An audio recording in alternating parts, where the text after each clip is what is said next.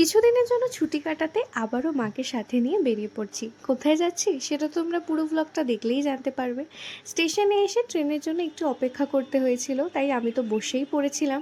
আর এই রাস্তাটা কার কার চেনা বলো তো? যারা চেনো প্লিজ আমাকে কমেন্টে জানিও। কিন্তু আস্তে আস্তে অন্ধকার হয়ে গিয়েছিল। এখান থেকে অটোতে নেমে আবারও অটোতে উঠে বেশ কিছুক্ষণ অপেক্ষা করতে হয়েছিল, তার মধ্যে তো এই মশা।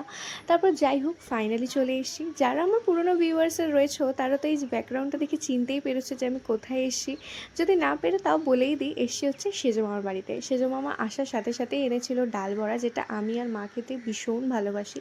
আসলে আমাদের এখানে এই ডাল বড়াটা পাওয়া যায় না, তাই এখানে আসলে এটা আমরা মিস করি না।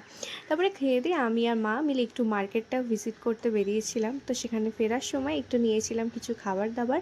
আর এখানে তো এখন চলছে রাসের মেলা, তাই জন্য মা আর আমি মিলে ভাবলাম চলো একটু রাসের মেলা ঘুরে আসা যাক। আসলে আজকে আসার কোনো প্ল্যান ছিল না, আসতাম পরের দিন। তো ভাবলাম যে বেরিয়েছি যখন একটু ঘুরেই আসি। বাট ভেতরের মন্দিরটায় ঢুকিনি, শুধু বাইরের নাট মন্দিরটায় দর্শন করে চলে এসেছিলাম। এসে একটু স্যান্ডউইচ খেয়েছিলাম, যেটা এনেছিলাম তখন। আর রাই ছিল আজকে রাতের ডিনার, যেটা জাস্ট দারুণ ছিল। তো ব্যাস এইটুকুই। টাটা।